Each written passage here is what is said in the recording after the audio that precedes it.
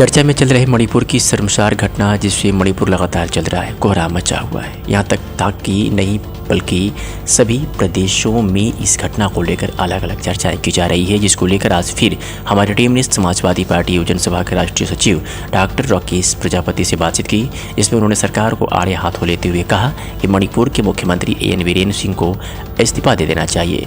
एक रिटायर्ड सैनिक के परिवार के साथ इस तरह का घिनौना कृत्य अनदेखा नहीं किया जा सकता, कठोर से कठोर कार्रवाई होनी चाहिए।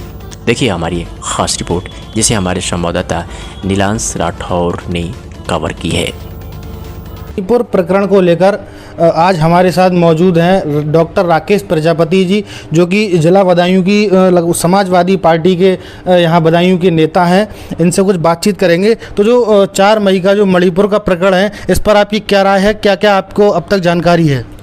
देखिए, ये घटना जिस प्रकार से मणिपुर में हुई है, 4 मई की ये घटना है।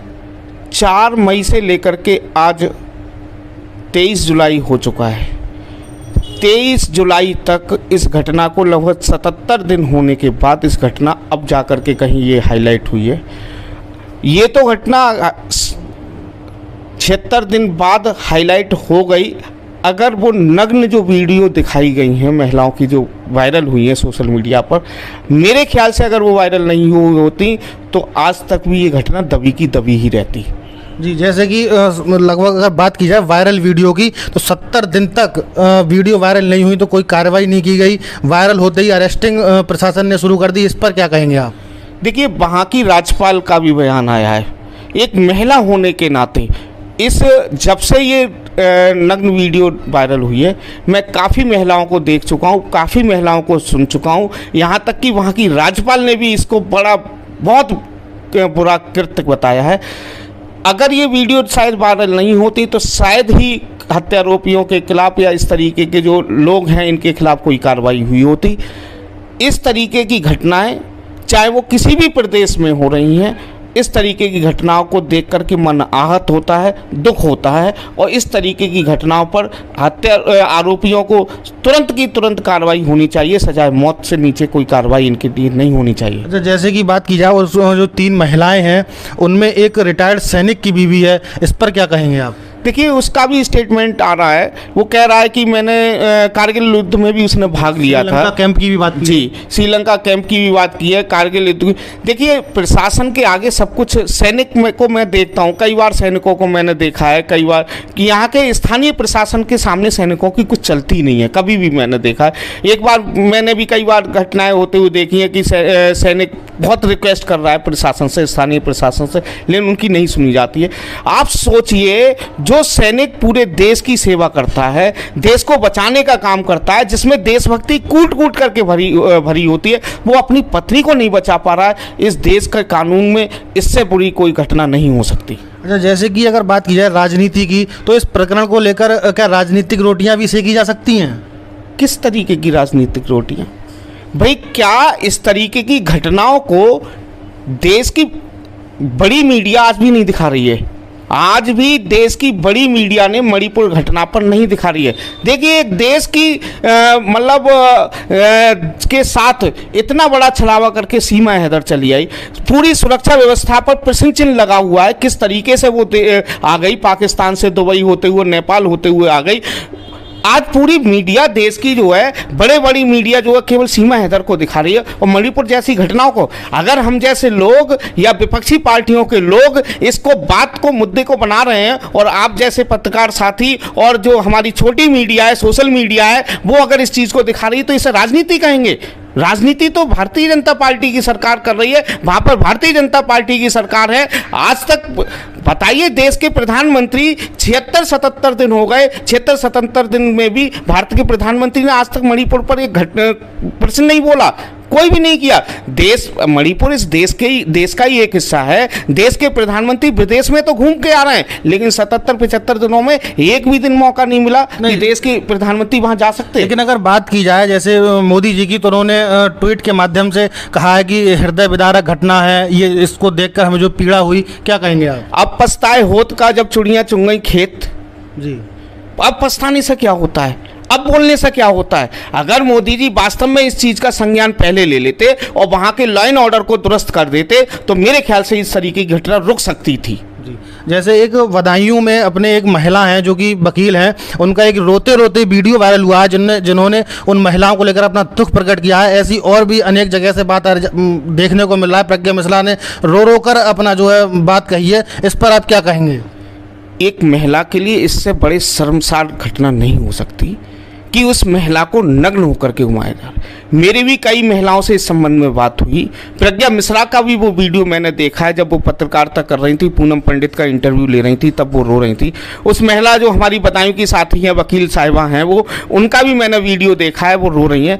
यहाँ तक कि महिलाओं का साथ जब ये घटना जो वीडियो देख रहा है, मैंने भी स्टेटस पर लगाई है और कई महिलाओं ने जो मेरे साथ स्टेटस पर जुड़ी है उन्होंने मुझसे ये वीडियो मांगी थी और उन्होंने जो भारतीय जनता पार्टी की पूर्णतः सपोर्ट है, लेकिन उनका भी यही कहना है कि इस तरीके की घटना महिला कभी बर्दाश्त नहीं कर सकती। तो महिलाओं के लिए ये बर्दाश्त करने योग्य नहीं है और उनका दिल रो रहा है। महिलाएं बहुत ज्यादा विचलित हैं इस घटना को लेकर। जैसे कि बात की जाए, वहाँ दो समुदायों की बीच लड़ाई है, जो कि मैतई और कुकी नाम के जो समुदाय उनमें लड़ाई है।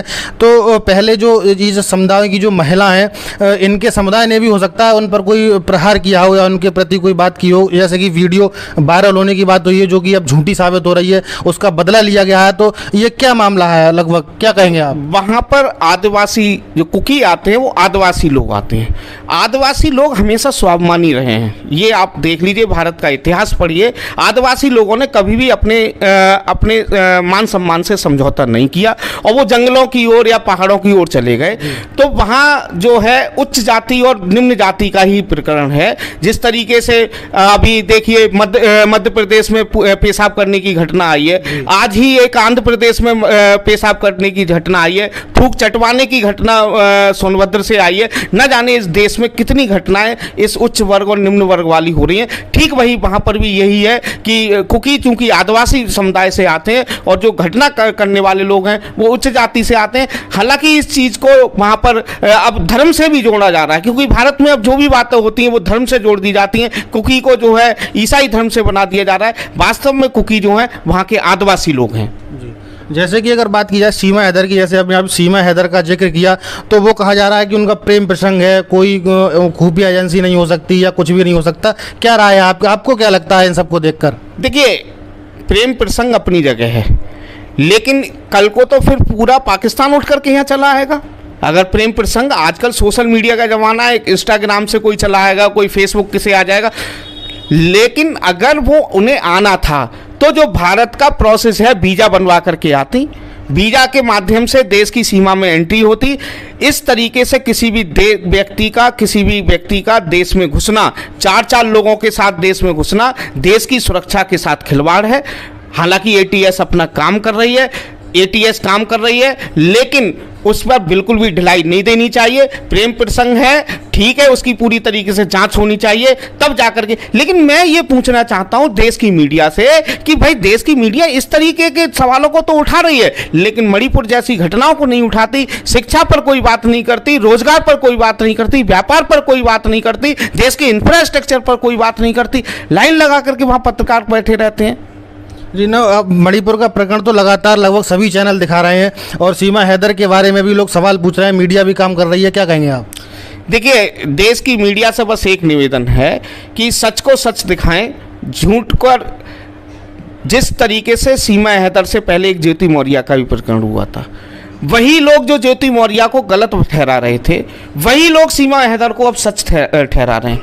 क्यों? क्योंकि देश में कहीं ना कहीं जो नफरत के बीज बोए जा रहे हैं, ये नफरत के बीज अच्छे नहीं हैं।